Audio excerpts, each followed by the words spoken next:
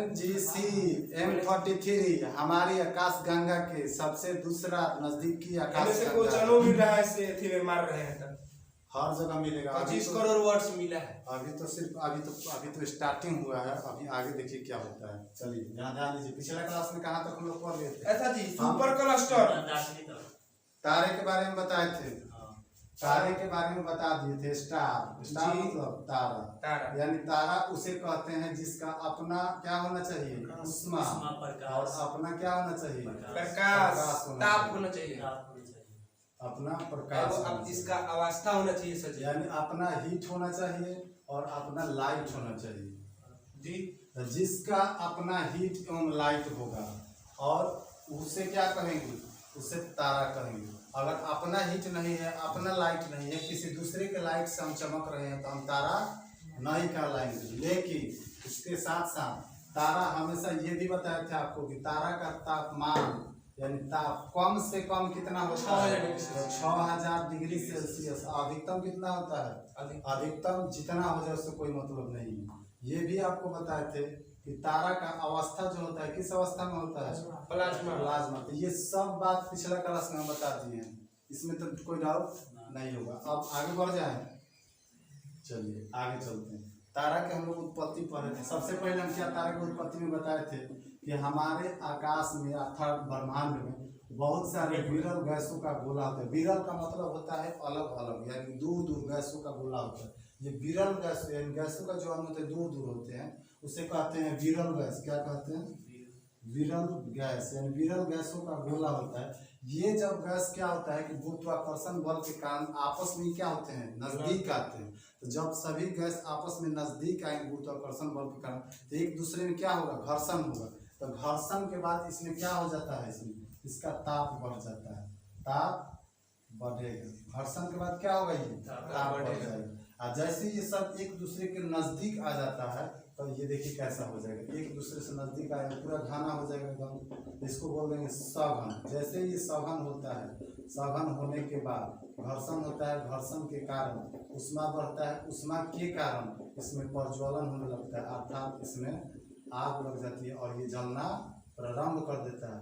और इसमें हाइड्रोजन जो गैस होता है वो किस में बदल जाता है, हीलियम में बदल जाता है। किस अभिक्रिया के कारण, नाभिकीय संलयन के कारण, यानी इसको बोलते हैं न्यूक्लियर फ्यूजन।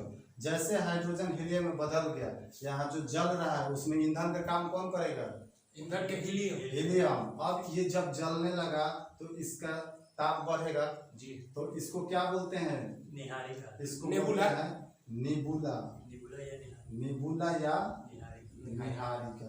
ये निहारिका ये भी बताए थे कि जब जलने लगता है तो इसमें उसमें ताप बढ़ जाता है, टेम्परेचर बढ़ जाता है, उष्मा बढ़ जाता है। तो अब इसी को क्या नाम दे दिया जाता है, तारा। तारा जो होता है वो कहाँ से बन के आता है, किससे बदल के जाता है, निहारिका से। निहारिका किससे बना, गैसों के गोला से। गैसों का गोला पहले कैसा था, विरल था, बाद में ये कैसा हो गया, सघन हो गया। सघन होने के कारण इसमें अधिक उष्मा हो गया, टेम्परेचर हो गया, घर्षण के कारण आग लग गया, जलने लगा। और नाभिकीय संलयन के कारण हाइड्रोजन हीलियम में बदल जाता है। इसीलिए इसमें ईंधन का काम कौन करेगा, हीलियम। उसके बाद विरल गैस से बन गया निबुला। निबुला को अंग्रेजी में बोलते हैं निबुला, इसको हिंदी में क्या बोलते हैं, निहारिका। अंग्रेजी में क्या बोलते हैं, नेबुला। नेबुला या निहारिका। ये नेबुला आगे चल के जैसे अपना ईंधन खर्च करके और जलने लगता है, जलने के बाद प्रकाश देने लगता है, प्रकाश देने के बाद उष्मा देने लगता है, तो ये चमकने लगता है। क्या करता है, चमकता है। जैसे चमकना स्टार्ट करता है इसका नाम क्या दे दिया जाता है, तारा। अब तारा की विशेषता क्या होती है ये भी बताए थे। उसका अपना हीट होगा, उसका अपना क्या होगा, लाइट होगा। उसके बाद उसका जो टेम्परेचर होगा कम से कम कितना होगा, 6000 डिग्री सेल्सियस या इससे अधिक, उसी को क्या बोलेंगे, तारा। जिसका टेम्परेचर 6000 डिग्री सेल्सियस या इससे अधिक होगा उसी को तारा बोलेंगे। तारा का टेम्परेचर कभी भी न्यूनतम यानी सबसे कम कितना होता है, 6000 डिग्री सेल्सियस। इससे कम नहीं होता। इससे कम जैसे रहेगा या तो उसको नेबुला बोलेंगे या विरल गैसों का गोला बोलेंगे। अब तारा में एक और क्वेश्चन आप लोगों को बताए थे कि तारा का जो अवस्था होता है वो किस स्टेज में होता है, किस स्टेज में होगा? चौथी अवस्था। तो प्लाज्मा में होता है, अर्थात चौथी अवस्था। यानी कि तारा जो होता है उसका जो अवस्था होता है प्लाज्मा अवस्था में, और पदार्थ का चौथी अवस्था क्या कहलाता है? प्लाज्मा। प्लाज्मा कैसा होता है ये भी बताए थे। कैसा होता है प्लाज्मा? प्लाज्मा मतलब कि चिपचिपा पदार्थ होता है। जैसे देखें ग्रीस का डब्बा हुआ आता है, तो ग्रीस को निकाल करके मोटर पार्ट में लगाया जाता है बेरिंग उरिंग में। तो बॉल बेरिंग में जो ग्रीस लगाया जाता है ना, तो ग्रीस किस अवस्था में होता है? ठोस में होता है, द्रव में होता है, किस में होता है? गैस में होता है, किस में होगा? तो ग्रीस जो होता है वही प्लाज्मा में होता है। ओरिजिनल प्लाज्मा का जो अवस्था होता है वही होता है प्लाज्मा में। अब आगे आपको ये भी बताए थे कि तारों में ईंधन का काम कौन करेगा? हीलियम। हाइड्रोजन जो होता है वो किसमें नाभिकीय संलयन के कारण बदल जाता है? हीलियम में। तारों में ईंधन का काम कौन करेगा? तो हीलियम। ये जलने लगता है और पूरा चमकने लगता है। कुछ समय के बाद ये भी बताते हैं कि ज्योग्राफी में कुछ समय या कुछ वर्ष जब बोले समझे बहुत समय, हजारों वर्ष। हाँ, तो बहुत सारे वर्षों के बाद ये तारे क्या होते हैं कि धीरे धीरे इनका ईंधन जैसे जैसे कम होता है, अर्थात जैसे जैसे इसका ईंधन डाउन होने लगता है, इसमें चमक क्या हो जाता है? कम हो जाता है, अर्थात फीका पड़ेगा। तो जब चमक कम पड़ जाता है, ईंधन इसका कम हो जाएगा, डाउन हो जाएगा, तो किसी भी चीज का ईंधन कम होता है तो उसकी आकृति पर क्या प्रभाव पड़ेगा? बढ़ेगा। तो जब तारा के ईंधन कम हो जाता है तब इसकी आकृति क्या हो जाएगा? बड़ा हो जाता है। तो जब इसकी आकृति बड़ा हो जाएगा तो इसका क्या नाम दे दिया जाता है? लाल दानव। लाल दानव। तो ये जब लाल दानव यहाँ पर आता है तो ये भी चमकता है। तारा से कौन बनेगा? लाल दानव। तारा का ईंधन जब कम हो जाएगा तो क्या बनेगा? लाल दानव। लाल दानव। जब लाल दानव बनता है तो लाल दानव की आकृति क्या होगी? तारों की अपेक्षा बड़ा हो जाएगी। अब ये लाल दानव जो होता है ये यहाँ पर देखा जाता है कि डॉक्टर सीवी रमन ने, चंद्रशेखर ने क्या किए थे? चंद्रशेखर सीमा की खोज किए थे। वो चंद्रशेखर सीमा क्या होता है कि सूर्य का द्रव्यमान से, यानी सूर्य का जितना भी द्रव्यमान होगा उसके 1.44 गुना के द्रव्यमान को क्या कहते हैं? चंद्रशेखर सीमा कहते हैं। ये लाल दानव अगर सूर्य के द्रव्यमान के 1.44 गुना से अगर अधिक हो गया, क्या हो गया? अधिक। पहले कम को लेते हैं। अगर सूर्य के द्रव्यमान से यानी सन इंटू 1.44 गुना, सूर्य के द्रव्यमान से अगर 1.44 गुना से अगर ये कम पड़ जाएगा, कौन? लाल दानव। अगर लाल दानव की आकृति सूर्य के द्रव्यमान के 1.44 गुना से कम पड़ जाएगा तो ये लाल दानव किसका आकार लेता है? श्वेत वामन। ये सब बता दिए हैं, आप लोग भूल रहे हैं, भूल नहीं रहे हैं, बोलता है। ये क्या बन गया? श्वेत वामन। श्वेत वामन। श्वेत वामन क्या होता है? इसको अंग्रेजी में क्या बोलते हैं? व्हाइट ड्वार्फ बोलते हैं। White dwarf. अब ये व्हाइट ड्वार्फ लाल दानव की अपेक्षा और कम चमकेगा। क्या होगा?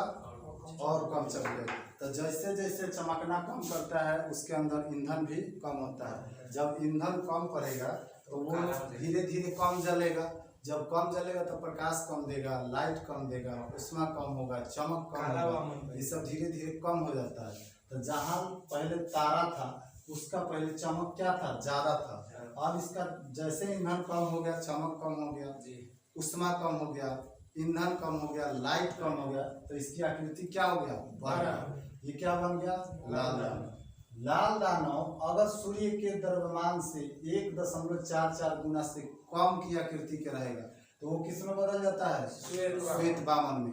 अब ये श्वेत वामन लाल दानव की अपेक्षा और कम चमकेगा, यानी इसका ईंधन तो और कम हो जाएगा, और जैसे जैसे ईंधन कम होता है ये चमकना बंद कर देगा।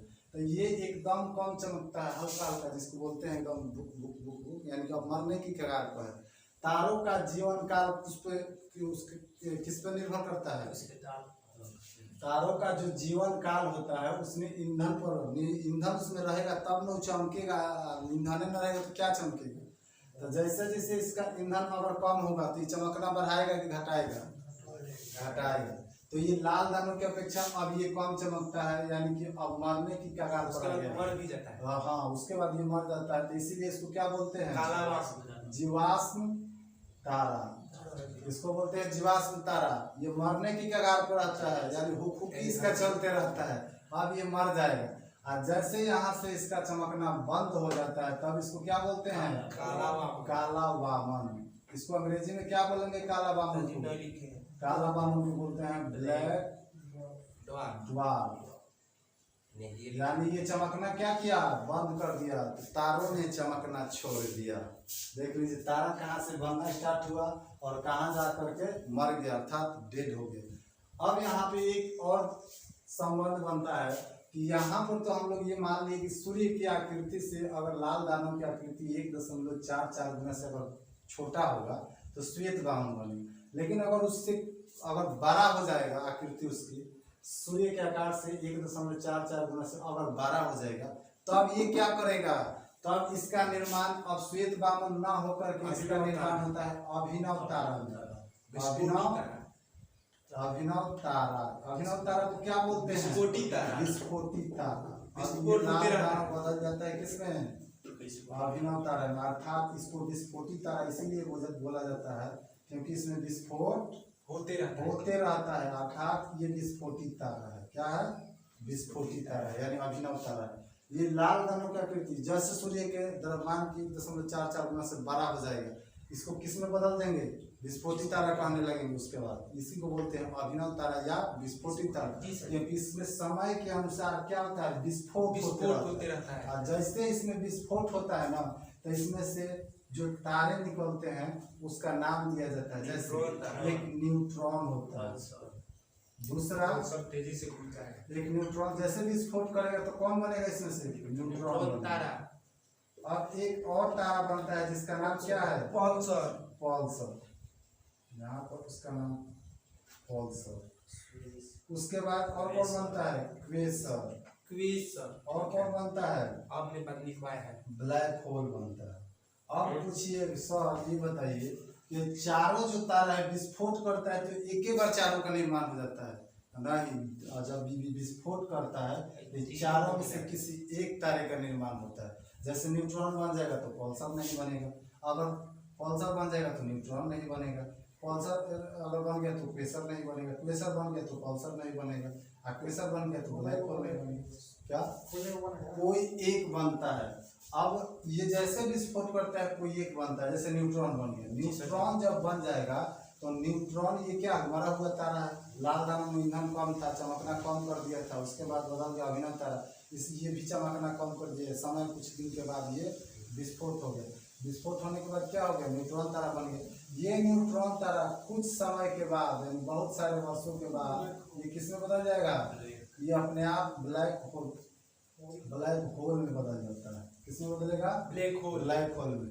या अगर न्यूट्रॉन तारा ना बनकर पल्सर बन गया तो ये कुछ समय के बाद किसमें बदल जाएगा? Black hole. यानी कोई भी तारा मरने के बाद हमेशा और हमेशा किसमें बदलेगा? ब्लैक होल में। चाहे जितने भी तारा उस सब मरने के बाद किसमें बदलेंगे? ब्लैक होल में बदल जाते हैं। और ब्लैक होल के बारे में भी बता दिए हम बहुत अच्छा से पिछले क्लास में बताए थे। तो ब्लैक होल का कितना होता है घनत्व? सबको खींचता है। हाँ, सबको गुरुत्वाकर्षण इसका अधिक होता है, द्रव्यमान अधिक होता है, डेंसिटी अधिक होता है, लगभग 1 लाख kg पर सेंटीमीटर क्यूब होता है। इसीलिए ये चम्मच गिर जाएगा ना, पृथ्वी से अगर टकरा गया तो समझ जाइए कि खिचड़ी की भुजिया बना देगा। भुजिया बना देगा। भुजिया को हम पूछता है, भुजिया तो ठीक ठाक रहता है, हलवा बना देगा उसको। एक चम्मच नहीं उठेगा उसका। एक चम्मच इसका ब्लैक होल का आप नहीं उठा सकते हैं। एक चम्मच मिट्टी का वजन 1 लाख kg के बराबर होगा, जबकि यही एक चम्मच मिट्टी पृथ्वी पर जब उठाएंगे तो 5.5 ग्राम के बराबर होगा, जिसे 505। तो ये सारे तारे मरने के बाद किसमें चले जाएंगे? Black hole. ये सब चीजें आपको पहले क्लास में, पिछला क्लास में बता दिए हैं। यहाँ तक कोई डाउट? आगे बढ़ जाए। ये तो ऊपर जहाँ पर आपको बता दिए, खाली याद रिवीजन करने के लिए। आगे से आगे बढ़ा जाए। चलिए आगे बढ़ते हैं। अब आगे चलते हैं। ये सब हम लोग पहले ही जान चुके हैं। अभी हम लोग पढ़ेंगे कि तारा जो था, हम लोग तारे के जीवन के बारे में पढ़े थे। कि तारा कैसे जन्म लेता है। पहले विरल गैस होता है, उसके बाद नेबुला में बदलता है, उसके बाद तारा में बदलता है। तारे के बदलने के बाद वो कैसे डेट करता है और कहाँ चला जाता है, ये सब हम लोग जान गए। सिर्फ और सिर्फ एक तारे के बारे में जाने। लेकिन अगर एक तारे के बारे में जब हम लोग जान गए तो इस प्रकार से हमारे ब्रह्मांड में सिर्फ एक ही तो तारा नहीं ना है, बहुत सारे तारे होंगे, यानी कि अनेकों तारे हैं हमारे ब्रह्मांड में। अनेकों का मतलब कि हम लोग उसको काउंट नहीं कर सकते। काउंट कर सकते हैं क्या तारों को? नहीं कर सकते। नहीं कर सकते हैं। तारों को कभी भी काउंट नहीं कर सकते। सिर्फ और सिर्फ वैज्ञानिक लोग अनुभव पर बताते हैं, अनुमान लगा के कि इतना तारा लगभग हो सकता है। अनुभव को बताते हैं, कोई इसका काउंट नहीं कर सकता है। यहीं पर चलिए ध्यान दीजिए। यहाँ पर देखिए ये जो हम आकृति बनाए हैं, ये देखिए कैसा है। हम अभी एक तारा के बारे में पढ़े हैं। आई जय को इसमें हम डॉट दिए हैं ना, ये सब क्या है? ये सब तारा है। यानी कि देखिए एगो यहाँ डॉट दिए हैं तो एगो तारा, उसके नीचे एगो दिए हैं तो दो गो तारा, उसके नीचे दिए हैं तो तीन गो तारा, उसके नीचे 4 गो तारा। इस प्रकार से ये सारे जितने सारे डॉट दिए सब क्या है? तारा है। और लगभग ये सब तारे होते हैं हमारे ब्रह्मांड में। सिर्फ और सिर्फ क्या है? तारा। उसके अलावा कुछ नहीं है। उसके अलावा अगर है तो जगह खाली है, स्पेस है, यानी कि स्टार और स्पेस। तो लगभग 100 अरब तारा, कितने? 100 अरब तारे को जब हम लोग मिलाते हैं तो वो बनता है एक आकाश गंगा। क्या बनता है? एक आकाश गंगा। तो इस प्रकार से ये देखिए तो है सब क्या है? ये तो आकाश गंगा है। ये सब कितना है? ये सब बहुत बुकाय को दिखाई दे रहा है, गिनिए तो टोटल। हाँ टोटल गिनिए, काय को दिखाई दे रहा है आपको? इसको 8 को दिखाई दे रहा है। 1 2 3 4 5 6 7 8 को दिखाई दे रहा है। तो एक वो आकाश गंगा में लगभग 100 अरब तारे होते हैं। कितना होता है? 100 अरब तारे होते हैं। तो ये एक आकाश गंगा है जिसमें लगभग 100 अरब, एक आकाश गंगा में लगभग 100 अरब तारे होते हैं। यानी कि तारों की संख्या होता है, जिसको बोलते हैं स्टार। क्या बोलते हैं? सीबीएसई वाला स्टार बोलता है, बिहार बोर्ड वाला तारा बोलते हैं ना। हिंदी में इसको तारा बोलते हैं, अंग्रेजी में स्टार बोलते हैं। तो लगभग कितने तारे एक आकाश गंगा में? 100 अरब। उसी प्रकार से ये आकाश गंगा की संख्या हमारे ब्रह्मांड में कितना है? 100, लगभग 100 अरब। तो 100 तो पता कर लीजिए कि 100 अरब ब्रह्मांड में आकाश गंगा है और 100 अरब तारा है। टोटल गुना करा देंगे तो तारों की संख्या लगभग पता चल जाएगा ना। एक आकाश गंगा में 100 अरब, इसमें कहोगे 100 अरब, इसमें कहोगे 100 अरब, इसमें भी 100 अरब, इसमें भी 100 अरब, इसमें भी 100 अरब। अर्थात इस प्रकार से 100 अरब आकाश गंगा में, सब में 100 अरब तारे हैं लगभग। तो अनुमान लगा लीजिए कि जब एक ब्रह्मांड में 100 अरब तारे हैं, तो सॉरी एक आकाश गंगा में 100 अरब तारे हैं, तो पूरे ब्रह्मांड में कितने तारे हैं? बहुत तारे होंगे। तो इसमें से अभी हम लोग सिर्फ और सिर्फ एक तारे के बारे में पढ़े हैं। अर्थात एक वो है जो डॉट है, इसी के बारे में बताया है कि इसका जन्म कैसे होता है, किसमें बदलता है, किसमें जाकर डेट कर देता है, अंदर ब्लैक होल में चला जाता है। उसी प्रकार से ये सारे तारों के जीवन की उत्पत्ति उसी प्रकार से होती है और सभी तारों उसी प्रकार से जाकर के डेट हो जाते हैं, ब्लैक होल में बदल जाते हैं। अभी इसको आकाश गंगा में जब 100 अरब तारे मिलाते हैं तो इसको क्या नाम दिया गया है? आकाश गंगा। अर्थात 100 अरब तारे को जब मिला देंगे तो एक आकाश गंगा के निर्माण होगा। इसमें 100 अरब तारे होंगे तो इसको क्या बोल सकते हैं? इसको भी आकाश गंगा। इसको क्या बोल सकते हैं? आकाश गंगा। आकाश गंगा। इसको क्या बोल सकते हैं? आकाश गंगा। अर्थात ये जितना सारा है ये सबको आकाश गंगा। इसको भी आकाश गंगा बोल सकते हैं, इसको भी आकाश गंगा बोल सकते हैं, सबको आकाश गंगा बोल सकते हैं। लेकिन हमें सभी आकाश गंगा से अर्थात 100 अरब आकाश गंगा से कोई लेना देना नहीं है। हमको लेना देना है हम लोग जिस आकाश गंगा में रहते हैं। तो हम लोग जिस आकाश गंगा में रहते हैं उसी आकाश गंगा में सूर्य होगा, उसी आकाश गंगा में चंद्र होगा ना। चांद सूर्य सब किस आकाश गंगा में? हम लोग जिस आकाश गंगा में रहते हैं तो उसका नाम क्या है? सब तो आकाश गंगा है ही है। तो हम लोग जिस आकाश गंगा में रहते हैं उसमें एक सूर्य है। क्या है? एक सूर्य है। और इस आकाश गंगा क्या नाम है? मंदाकिनी।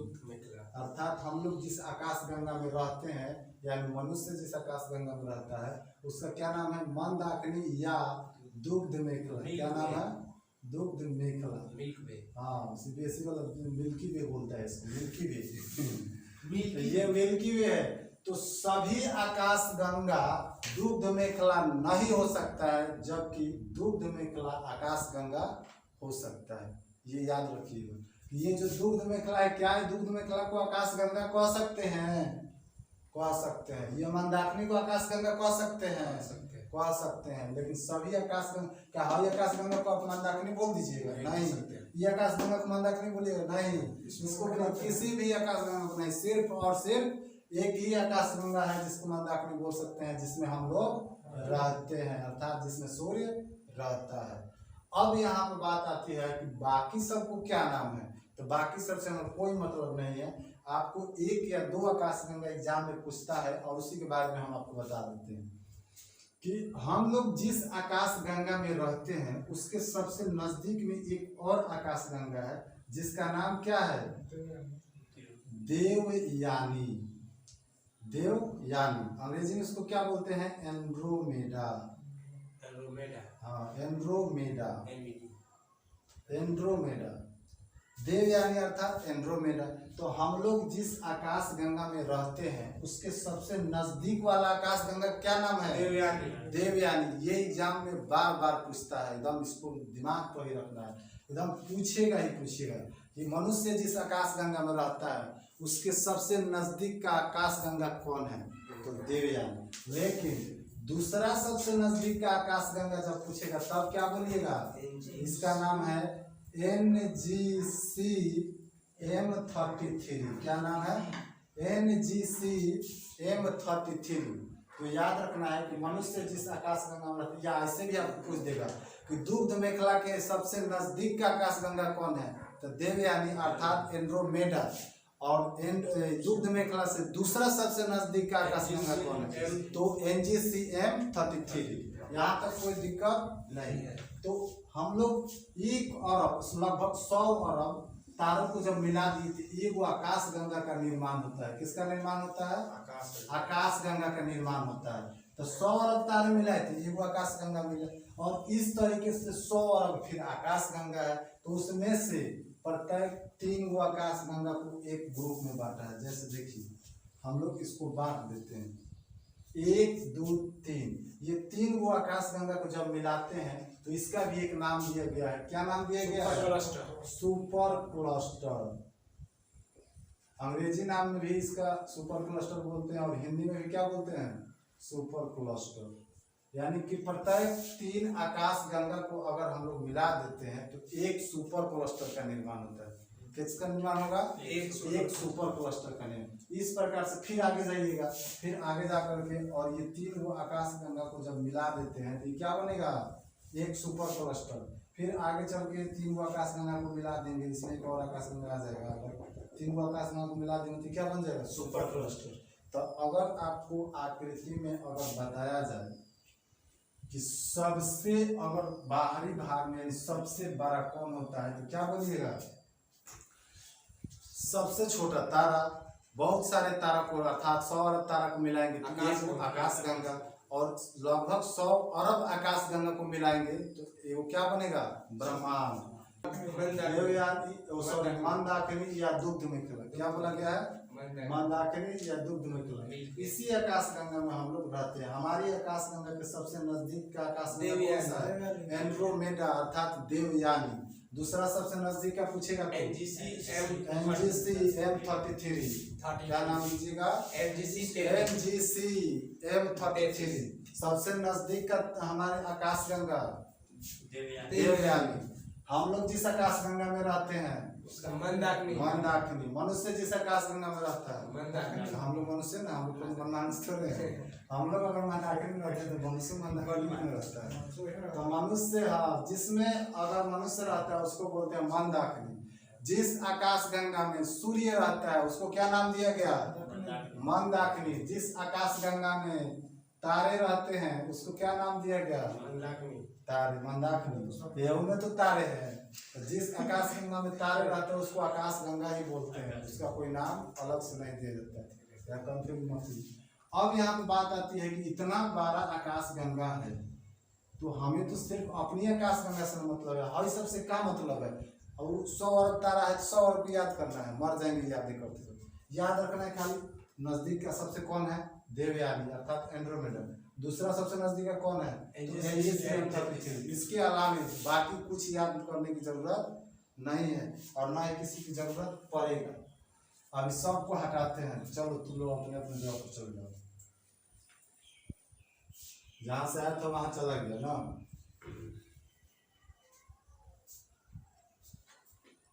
हम लोग देखते हैं कि हम लोग जिस आकाश गंगा में रहते हैं उसको क्या नाम दिया गया है, आकाश गंगा को हिंदी में आकाश गंगा कहते हैं। आकाश गंगा अंग्रेजी में इसको क्या कहते हैं, गैलेक्सी कहते हैं। सीबीएसई वाला गैलेक्सी बोलता है और बिहार बोर्ड वाला आकाश गंगा।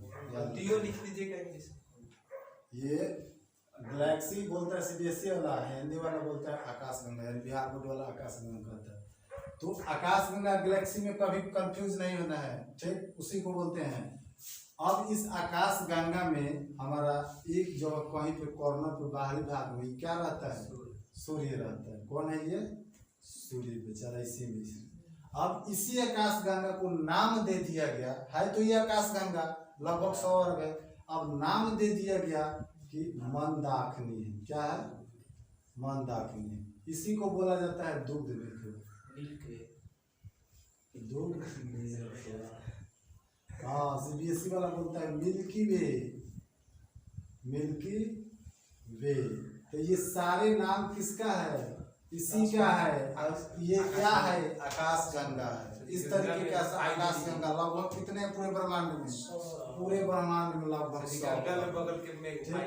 चलिए आकाश गंगा पाई अपना समझ जाएगा, सब कंपटीशन इस तरह करता है, तुम समझ जाएगा।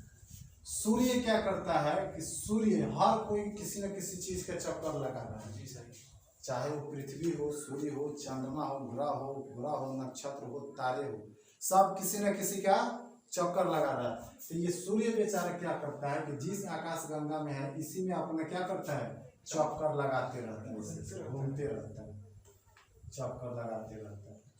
लेकिन इसका स्पीड इतना कम है कि इसको एक चक्र लगाने में 25 करोड़ वर्ष लग जाते हैं। हंसिए मत, इसलिए मत हंसिए कि 25 करोड़ वर्ष जब लग जाता है तो अभी तो ठीक है, आगे क्लियर हो जाएगा कि आखिर 25 करोड़ वर्ष क्यों लगता है। इसका स्पीड कम नहीं है जितना आप सोच रहे हैं।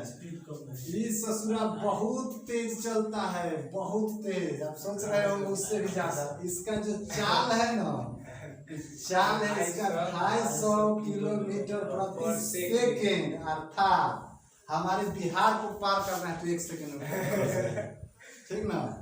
तो हंसिए मत कि कब 25 करोड़ वर्ष लगा दे रहा है, धीरे धीरे चक्कर लगा। इसका चाल देखिए 250 किलोमीटर पर सेकेंड, यानी पूरे बिहार को पार करना है तो 1 सेकेंड, यूपी को पार करना है 2 सेकेंड, उसके बाद दिल्ली को पार करना है आधा सेकेंड, राजस्थान को पार करना है 1.5 सेकेंड, पाकिस्तान में घुस जाएगा, उधर चला जाएगा अफगानिस्तान में, सऊदी अरब। अब इतना तेजी से ये चक्कर लगा रहा है, फिर भी इसको 25 करोड़ वर्ष लग जा रहे हैं। तो गलती इस सूर्य का नहीं है, गलती ये आकाश गंगा के। तुम इतना बड़ा हो काहे के लिए गया, इसका ना गलती है। ये तो तेजी में अपना चलिए रहा है, अपना सबसे तेज में चल रहा है। तो ये सूर्य बेचारा एक चक्कर लगाने में पूरे आकाश गंगा को कितना समय लगाता है, 25 करोड़ वर्ष। और सूर्य का चाल कितना है, 250 किलोमीटर पर सेकेंड। अब इसी को 25 करोड़ वर्ष को बोलते हैं एक ब्रह्मांड वर्ष। क्या बोलते हैं, एक ब्रह्मांड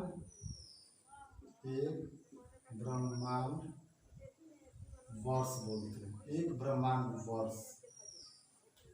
ठीक, याद रखिएगा। एक ब्रह्मांड वर्ष बराबर अगर कोई पूछ देगा या एग्जाम में पूछेगा तो क्या मारना है, 25 करोड़ वर्ष मारना है। 25 करोड़ वर्ष, उसी को बोलते हैं एक ब्रह्मांड वर्ष। 25 करोड़ वर्ष में एक चक्कर लगाएगा, इसी को बोलेंगे पूरे एक ब्रह्मांड वर्ष। 25 करोड़ वर्ष में एक चक्कर लगाता है, उसी को क्या बोलते हैं, एक ब्रह्मांड वर्ष। याद रहेगा। 25 करोड़ वर्ष में आकाश गंगा का सूर्य एक चक्कर लगाता है, इसलिए उसको क्या बोलते हैं? एक ब्रह्मांड। एक ब्रह्मांड वर्ष में कितने वर्ष? 25 करोड़ वर्ष। एक ब्रह्मांड वर्ष में कितने वर्ष? 25 करोड़ 25 करोड़ वर्ष। लेकिन अब एक आता है एक प्रकाश वर्ष। क्या आता है? एक प्रकाश वर्ष। ये क्या होता है? दूरी। तो ये सूर्य के प्रकाश एक वर्ष में जितनी ज्यादा दूरी तय कर लेगा उसी को बोलते हैं एक प्रकाश वर्ष। ये दूरी एक वर्ष में ये प्रकाश जितना ज्यादा दूरी तय कर लेगा, कौन? प्रकाश। कितना दिन में? तो एक वर्ष में क्या तय करे? दूरी। तो कितना दिन में तय करे उसको क्या बोलेंगे? एक प्रकाश वर्ष। यहाँ देखिए, एक वर्ष में ये प्रकाश, कौन प्रकाश? प्रकाश कहाँ से आता है? सूर्य से। तो एक वर्ष में ये प्रकाश जितना दूरी तय कर लेगा, क्या तय करेगा? दूरी। जितना दूरी तय कर लेगा उस दूरिया को बोलते हैं एक प्रकाश वर्ष। अर्थात सूर्य का प्रकाश एक वर्ष में जितना ज्यादा दूरी तय कर ले उसी दूरी को क्या कहेंगे? एक प्रकाश वर्ष। तो इसमें आपको दूरी की चर्चा किया जाता है, जबकि इसमें किसका चर्चा किया जाता है? समय का। एक ब्रह्मांड वर्ष कितने दिन का? 25 करोड़ 25 करोड़ वर्ष। ब्रह्मांड वर्ष में किसका मतलब चर्चा किया जाएगा? समय का। किसका? समय का। जबकि प्रकाश वर्ष में किसकी चर्चा होती है? दूरी का। अब एक प्रकाश वर्ष कितने का कहा जाता है? एक प्रकाश एक वर्ष में सूर्य द्वारा एक वर्ष में तय की गई दूरी को क्या कहेंगे? एक प्रकाश वर्ष। जबकि सूर्य के द्वारा एक बार पूरे आकाश गंगा का चक्कर लगाने में लिए गए समय को एक ब्रह्मांड वर्ष। कोई डाउट? याद रहेगा? चलिए आगे बढ़ जाए। चलिए इसको मिटा देंगे, नोट कीजिएगा। नोट करना है तो नोट कर लीजिए। इतना हो गया, उतार लिया है। चलिए आगे बढ़ा जाए। जी सर जी, इसके आगे पढ़िएगा। चलते हैं अब आगे। वीडियो रोक कर उतार लीजिए। हाँ, वीडियो रोक के जिनको नोट करना है वो कर लीजिए। यहाँ हम जानते हैं कि ये जो बेचारा है ये क्या है? ये सूर्य है। क्या है? सूर्य है। इसका क्या नाम दिया गया है? आकाश गंगा। आकाश गंगा अर्थात गैलेक्सी। क्या बोला गया है? गैलेक्सी। वायु होता है। चलिए, ये सूर्य आकाश गंगा का चक्कर लगा रहा है और इसका चाल भी हम बता दिए कि इसका चाल है 250 किलोमीटर पर सेकेंड। इसके कारण उसे 25 करोड़ वर्ष लगता है। अगर इससे थोड़ा सा भी कम चाल होता तो समझिए कितना समय लग जाता। और 25 करोड़ वर्ष को एक ब्रह्मांड वर्ष कहते हैं। लेकिन ये सूर्य क्या है? एक तारा है। तो सूर्य का अवस्था कैसा होगा? प्लाज्मा। क्या होगा? प्लाज्मा। क्योंकि क्या है? तारा है। तारा किस अवस्था में रहता है? प्लाज्मा। अब सूर्य के आसपास ये जो डॉट डॉट डॉट डॉट है ये सब क्या है? तारे हैं। सबकी अवस्था कैसी होगी? प्लाज्मा अवस्था में। तो सूर्य से आसपास में कुछ दूरी पर स्थित तारों के समूह को क्या कहते हैं? इसको क्या कहेंगे? इसको बोलते हैं सौर मंडल। क्या कहते हैं? सौर मंडल। अर्थात हमारी आकाश गंगा में सूर्य से कुछ दूरी पर स्थित तारों के समूह को क्या कहते हैं? सौर मंडल। अब इस सौर मंडल से कुछ दूरी का मतलब समझते हैं ना? बहुत दूर। यानी सौर मंडल से कुछ दूरी पर स्थित तारों के समूह को क्या कहते हैं?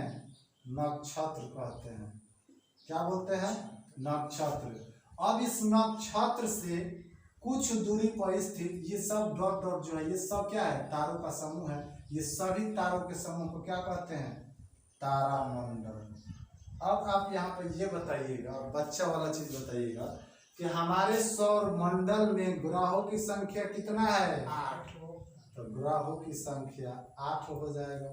अब ये नक्षत्र जो है नक्षत्रों की संख्या कितना है? 27। तो नक्षत्रों की संख्या 27 हो जाएगा। अब तारामंडल उसके आगे है। तारामंडलों की संख्या 89। Very good, 89।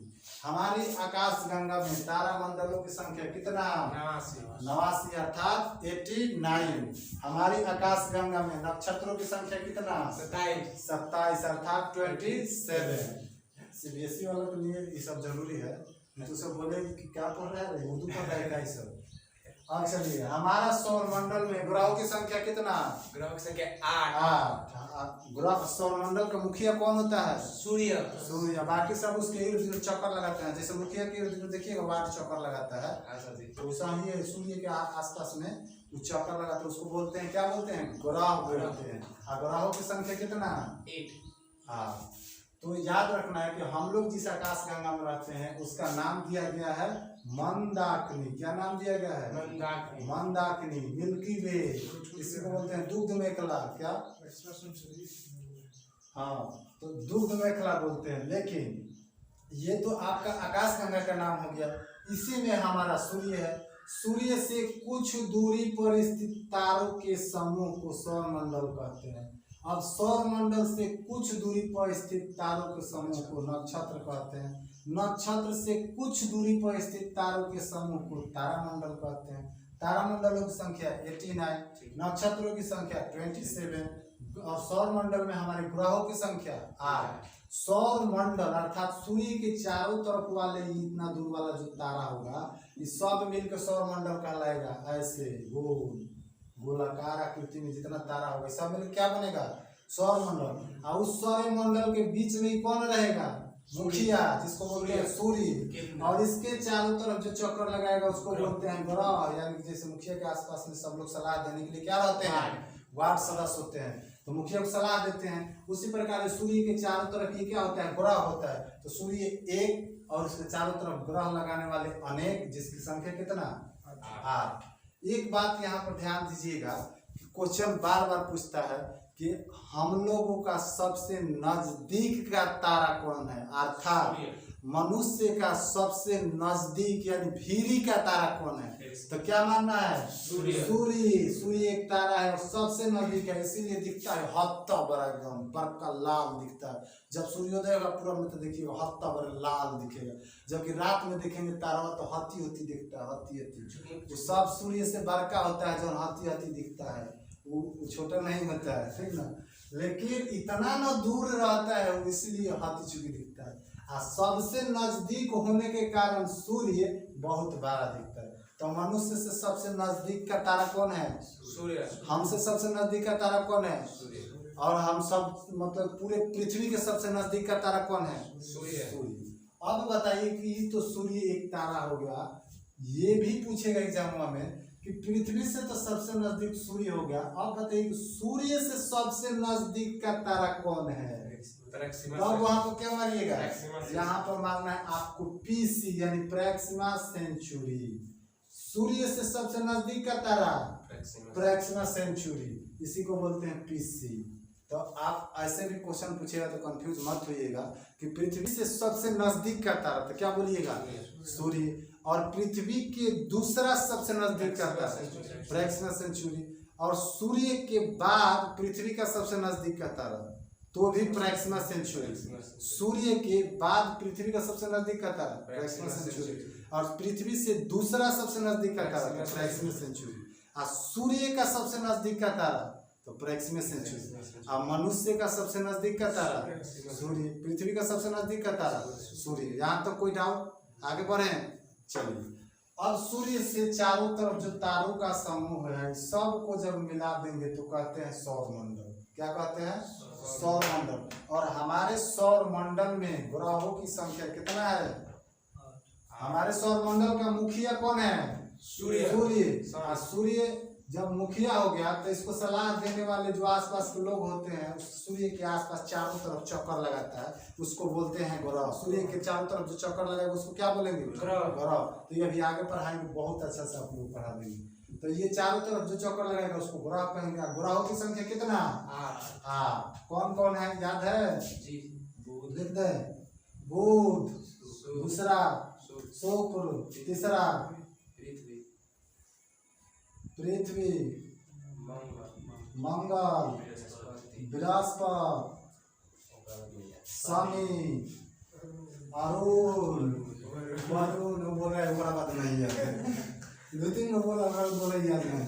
यहाँ ध्यान दीजिए, सूर्य से जब पूछेगा कि दूरी के अनुसार ग्रहों की संख्या क्या होगा, बीच में तो सूर्य है लेकिन दूरी के अनुसार तो ऐसा ही बोलना है, सूर्य से दूरी के अनुसार ऐसा ही ग्रह है। कौन है? बुध, शुक्र, पृथ्वी, मंगल, बृहस्पति, शनि और वरुण। कौन है? बुध, शुक्र, पृथ्वी, मंगल, बृहस्पति, शनि और वरुण। बुध, शुक्र, पृथ्वी, मंगल, उसके बाद बृहस्पति, शनि और वरुण। ठीक, ये तो आपका दूरी के अनुसार हो गया। अब इसको आगे पढ़ाएंगे ग्रह के बारे में, जब हम लोग पढ़ेंगे तो आगे बताएंगे। अब इससे जैसे आप आगे बढ़िएगा सौर मंडल से थोड़ी सी दूरी पर जब बढ़ेंगे तो ये आकाश गंगा में ये सौर मंडल के चारों तरफ जो होते हैं ये क्या कहलाते हैं? तारों के कुछ समूह को कहते हैं नक्षत्र। और नक्षत्रों की संख्या कै गो? 27 गो। नक्षत्रों की संख्या 27 गो होती है। अब 27वां नक्षत्र होगा तो जिनका जन्म हो गया 27वां नक्षत्र में समझ जी कल्याण हो गया। क्या चीज में पड़ेगा? जिसका जन्म 27वां नक्षत्र में हो गया वो 27वां में एकदम फिक्स है कि पड़ेगा।